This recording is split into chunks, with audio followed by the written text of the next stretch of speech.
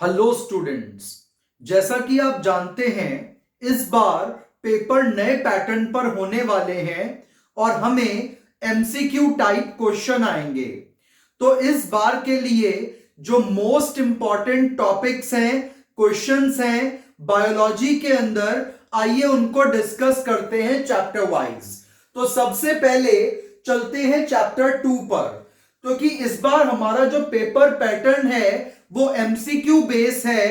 तो इस वजह से एग्जाम्पल टाइप क्वेश्चंस के ऊपर सबसे ज्यादा एम्फेसिस डालना होगा, क्योंकि एमसीक्यूज जो हैं वो ज्यादातर एग्जाम्पल से बनाते हैं टीचर, और and it becomes very easy to frame a question of MCQ type on basis of the examples. तो आइए डिस्कस करते हैं। तो हमें जो सबसे इंपॉर्टेंट चीजें इस बार करनी है चैप्टर 2 के अंदर sexual reproduction in flowering plants में, उसमें नंबर 1 पर है diameter of pollen grain, that is 25 to 50 म्यूमीटर। तो मैं आपको आंसर्स भी यहीं पर मेंशन कर रहा हूं। इसके बाद जो क्वेश्चन आ सकता है वो ये है कि जो पॉलन ग्रेन की आउटर मोस्ट लेयर है एक्साइन, वो किस केमिकल से बनती है। तो answer will be sporopollenin. Then inner layer of pollen grain intine is made up of two chemicals, cellulose and pectin. Then disease caused by pollen grain, asthma and bronchitis. कौन सा pollen grain allergy cause करता है? Parthenium और carrot grass. Pollen grain को कितने temperature पर store किया जाता है? लिक्विड नाइट्रोजन में -196 डिग्री पर। टॉलेस्ट फ्लावर वाला प्लांट कौन सा है? Amorphophallus, and it provide safe place to lay eggs. Monoecious या होमोथेलिक या बायसेक्सुअल फ्लावर वाले प्लांट का नाम बताइए। तो आंसर विल बी कास्टर और मेज। डाइशियस, हेटेरोथेलिक या यूनिसेक्सुअल का पपाया। और इसके लिए ट्रिक है माय होम बाय। तो कास्टर और मेज एग्जाम्पल, डाई हेट यूनी, तो उसके लिए papaya. Then viability of pollen grain की बात करें कि कौन सा पॉलन ग्रेन कितनी देर तक जिंदा रहता है, तो राइस और व्हीट का 30 मिनट्स तक जिंदा रहता है, और फैमिली रोजेसी, लेग्यूमिनेसी और सोलेनेसी का कुछ महीनों तक। तो ये दोनों क्वेश्चन काफी इंपॉर्टेंट है। इसके बाद 10,000 ईयर्स ओल्ड सीड कौन सा है? ल्यूपिनस आर्क्टिकस या ल्यूपाइन। और कौन से ऐसे प्लांट हैं कि जिनके अंदर केवल एक ओव्यूल मिलता है? तो wheat, paddy and mango. Many ovules वाले पपाया, वाटरमेलन एंड ऑर्किड।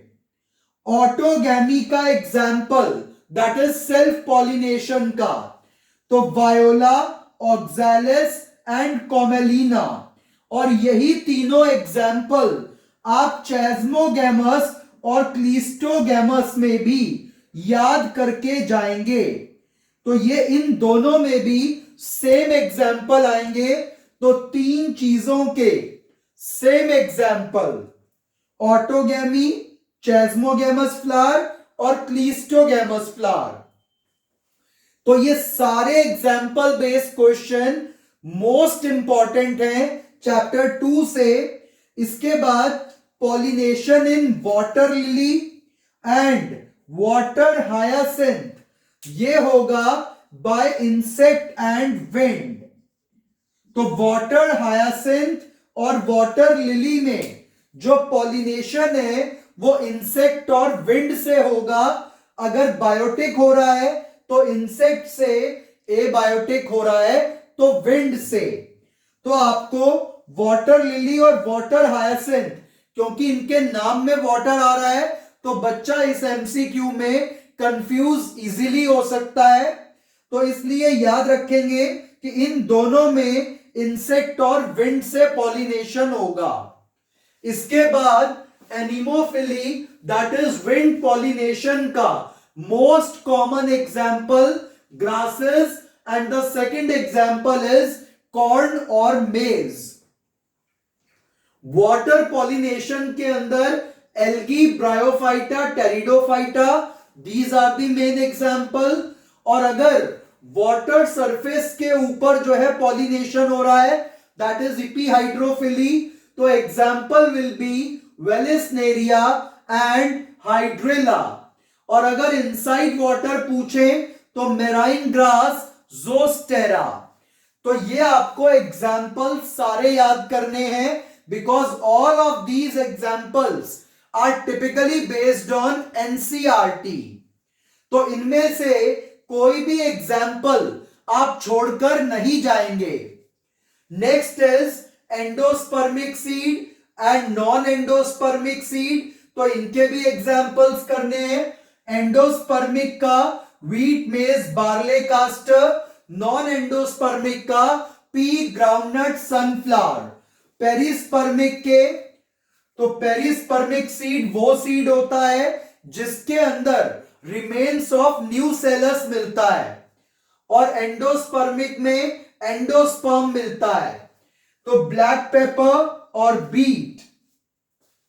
फिर एपोमिक्सिस जो फिनोमिना है उसके अंदर जो दो एग्जाम्पल आप याद करेंगे, फैमिली एस्टरेसी और ग्रास। पॉलीएम्ब्रियोनी के लिए सिट्रस और मैंगो।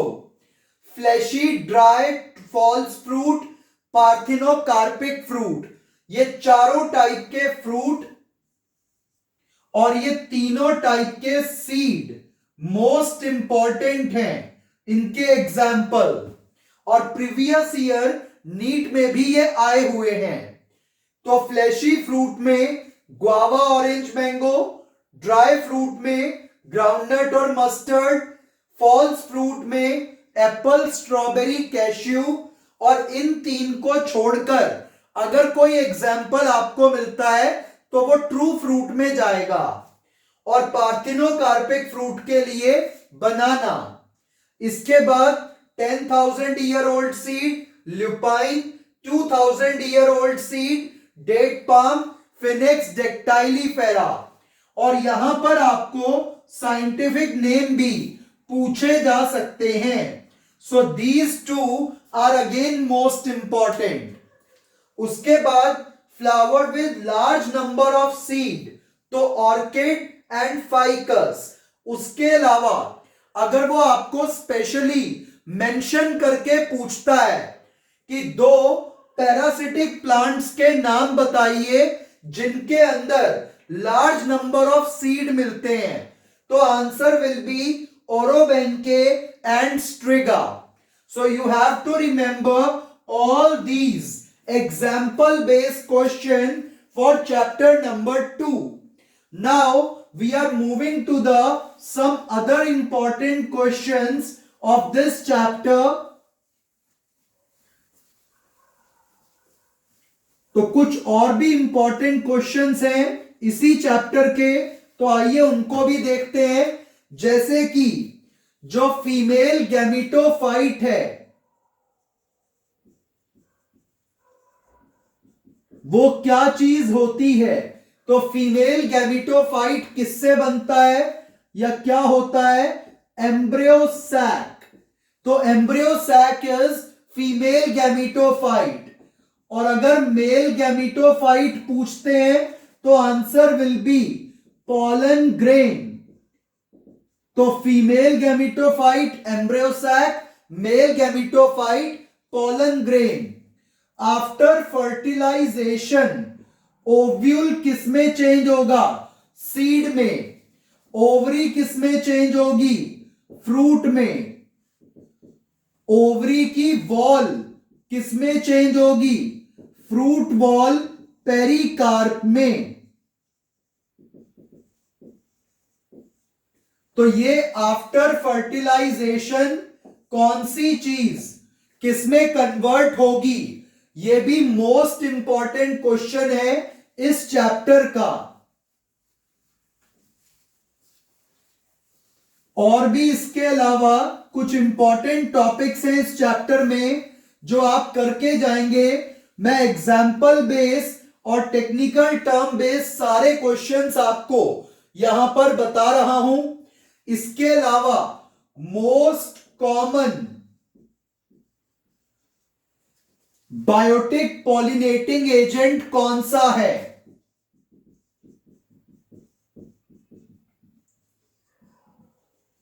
तो आंसर इज बीज। तो सबसे कॉमन जो बायोटिक एजेंट है पॉलिनेशन का, दे आर बीज।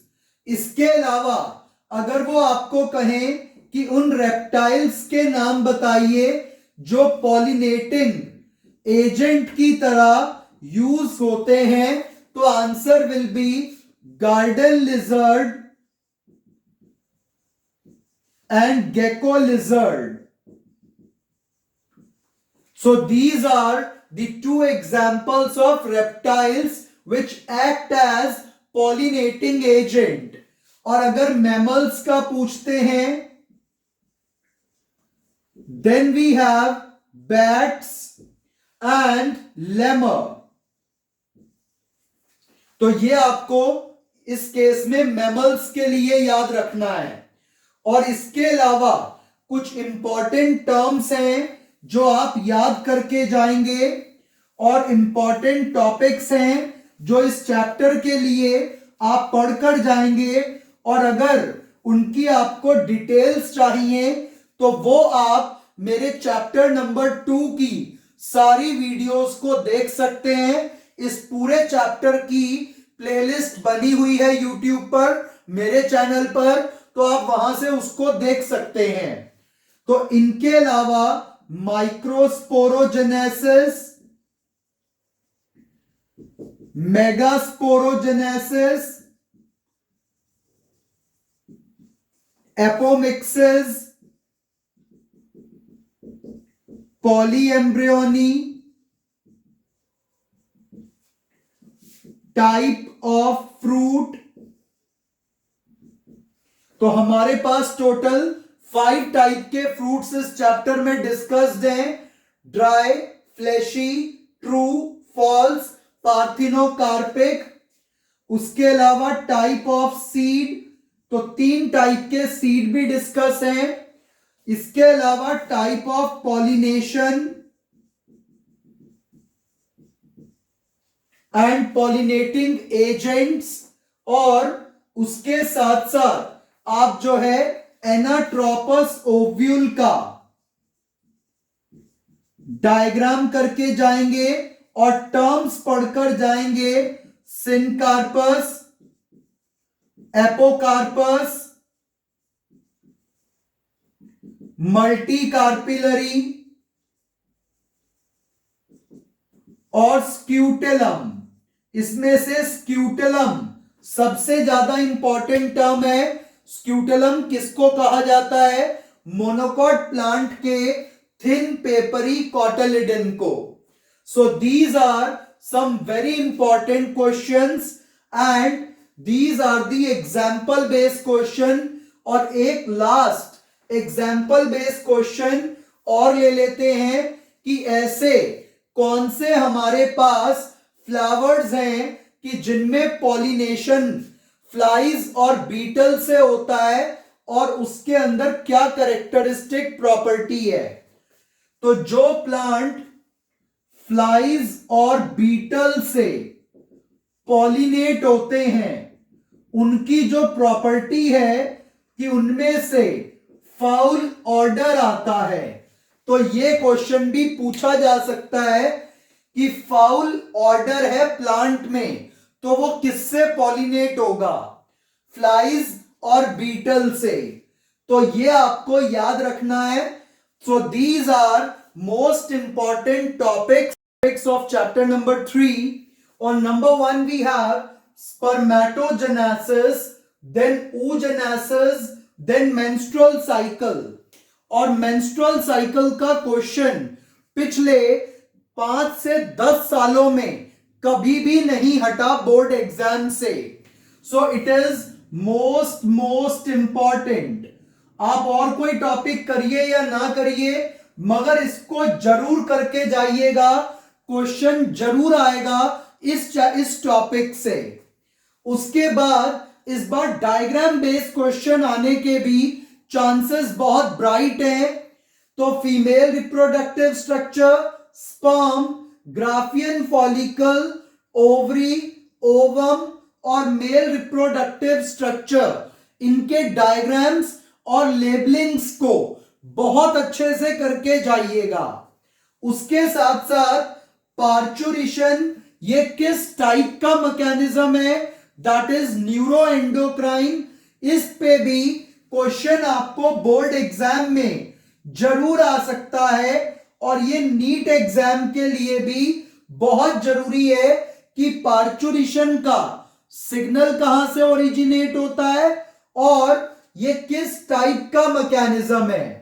इसके अलावा लैक्टेशन और उसमें भी कोलेस्ट्रम ये किस टाइप की इम्यूनिटी प्रोवाइड करता है, दैट इज पैसिव इम्यूनिटी। इसमें कौन सी एंटीबॉडी होती है, IgA टाइप की एंटीबॉडी। तो ये सारे क्वेश्चन लैक्टेशन पर बेस आपको आ सकते हैं। और इम्प्लांटेशन कौन सी स्टेज में होता है, हार्मोनल कंट्रोल सिस्टम। मुझे पूरी उम्मीद है कि इस बार बोर्ड एग्जाम में आपको hormonal control of male and female reproductive system पर क्वेश्चन जरूर आएगा। तो ये सारे इंपॉर्टेंट टॉपिक्स चैप्टर 3 से आप अपने एग्जाम के लिए जरूर करके जाएंगे। इसके अलावा प्लेसेंटा के ऊपर भी क्वेश्चन आ सकता है और हार्मोन्स रिलीज्ड बाय प्लेसेंटा पर, और hormone like prolactin, relaxin, oestrogen, progesterone, LH, FSH, GnRH। तो इन सभी हॉर्मोन्स पर भी आपको क्वेश्चन एग्जाम में आ सकता है। लेडिग सेल, सर्टोली सेल, इनके फंक्शन। तो ये सारे क्वेश्चंस आप चैप्टर नंबर 3 से जरूर करके जाएंगे to achieve the good marks. Students, most important terminologies of chapter 4 are, so first we have to learn all these full forms or abbreviations. On number 1 we have RCH, that is reproductive and child health care. Number 2 MMR, that is maternal mortality rate. IMR, infant mortality rate. On number 4 we have IUD, that is intrauterine device. Then MTP, medical termination of pregnancy. Then STD, sexually transmitted disease. Then VD, venereal disease. RTI, reproductive tract infection. ART, that is assisted reproductive technology.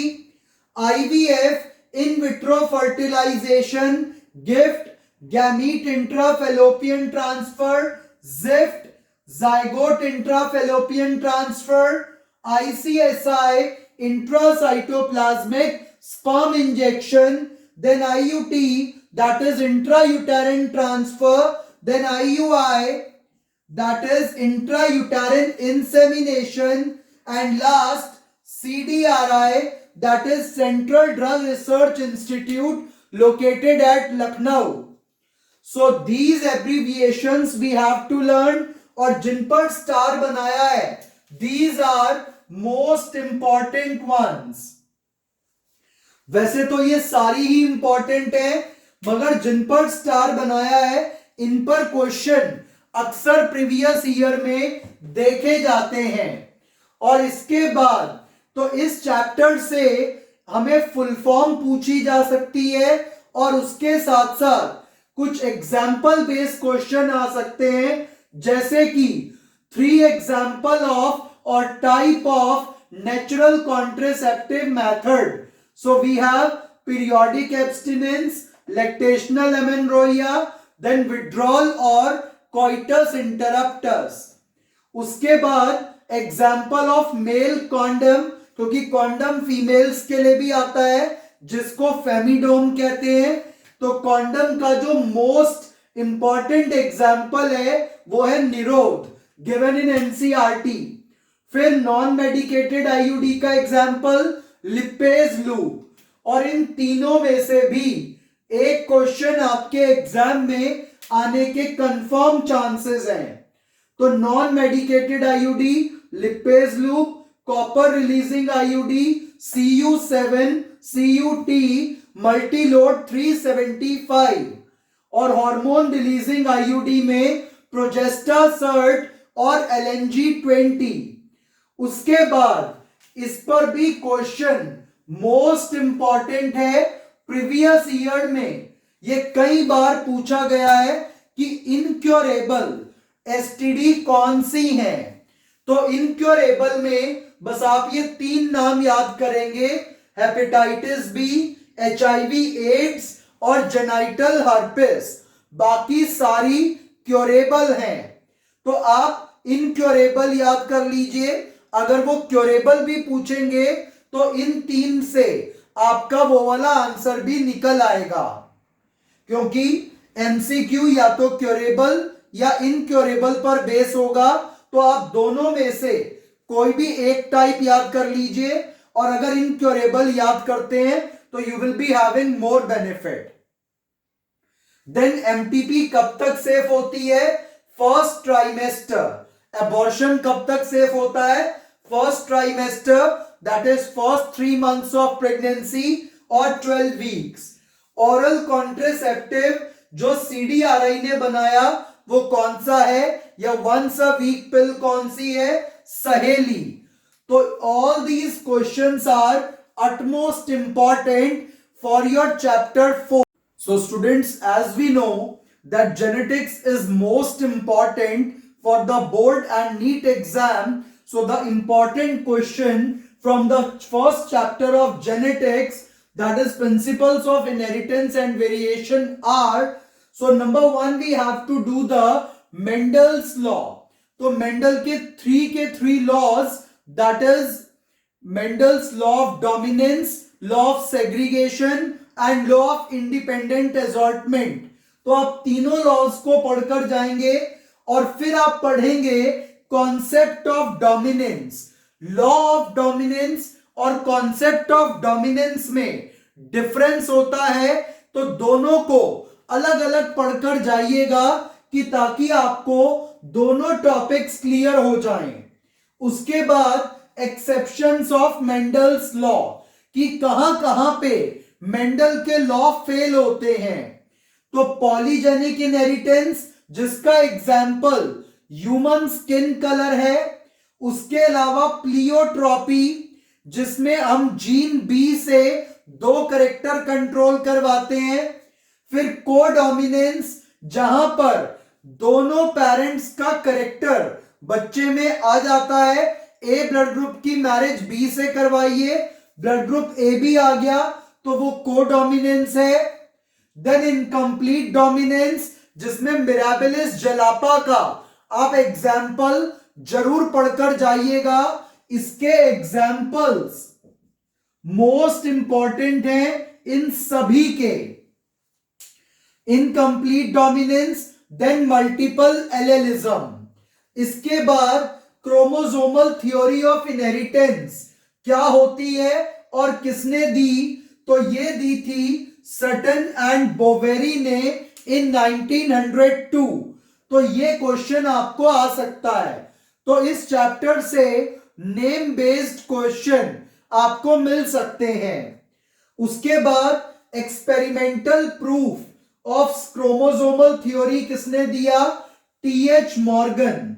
तो theory दी थी Sutton and Boveri ने, Walter Sutton and Theodore Boveri, और इसको prove किया था TH Morgan ने। और TH मॉर्गन ने ही लिंकेज और रिकॉम्बिनेशन का जो कॉन्सेप्ट है वो दिया था while working on Drosophila, that is tiny fruit fly. Next, rediscovery of Mendel work किसने किया था इन 1900? ह्यूगो डिवरीज, कार्ल कॉरेंस और वॉन शर्मार्क। देन जो एक्स क्रोमोसोम है उसकी डिस्कवरी, और तब उस टाइम उसको कहा गया था X body, that was done by Henking in 1891। इसके बाद आप सेक्स डिटर्मिनेशन का टॉपिक जरूर पढ़कर जाइएगा, यह भी बहुत इंपॉर्टेंट है क्योंकि इससे अक्सर एग्जाम्पल बेस्ड क्वेश्चन आपको मिल सकता है कि ड्रोसोफिला में, ह्यूमंस में, ग्रास हॉपर में, बर्ड में, फिशेस में किस टाइप का सेक्स डिटर्मिनेशन होता है। इसके अलावा मेंडल के जो डिसऑर्डर हैं ये दोनों x link recessive, that is haemophilia और कलर ब्लाइंडनेस। तो इस पर क्वेश्चन आएगा ये दोनों कैसे डिसऑर्डर हैं, सेक्स लिंक या एक्स लिंक रिसेसिव, और ये तीनों ऑटोजोमल रिसेसिव। तो डोमिनेंट डिसऑर्डर हमारे कोर्स में नहीं है, सारे रिसेसिव डिसऑर्डर्स हैं। डोमिनेंट का केवल आप नाम याद करके जा सकते हो, हंटिंगटन डिजीज। तो आपको मेनली याद रखने हैं रिसेसिव डिसऑर्डर। उसके बाद डाउन सिंड्रोम की कंडीशन, टर्नर की और क्लाइनफेल्टर की, ये तीनों भी मोस्ट इंपॉर्टेंट हैं। इसको बिल्कुल मत छोड़कर जाइएगा, ये क्वेश्चन अक्सर आता है। और इसके बाद पेडिग्री एनालिसिस अगर आप कर पाए तो वेल एंड गुड। उसके बाद पॉइंट और फ्रेम शिफ्ट म्यूटेशन और इनका एग्जाम्पल, तो आपको क्वेश्चन ये भी आ सकता है, give classical example of point mutation. तो फिर आपको आंसर देना है सिकल सेल अनीमिया। इसके बाद टेस्ट क्रॉस बैक क्रॉस पे आपको न्यूमेरिकल टाइप क्वेश्चन आ सकता है। उसके अलावा लिंकेज एंड रिकॉम्बिनेशन के कुछ क्रॉसेस है एनसीईआरटी में, उसमें परसेंटेज गिवन है, तो वो परसेंटेज आप याद करके जाएंगे। जीन मैपिंग किसने दिया था? एल्फ्रेड स्ट्रूटिवेंट ने। और डाउन सिंड्रोम लैंगडन डाउन 1866 में। So all these are few important questions of chapter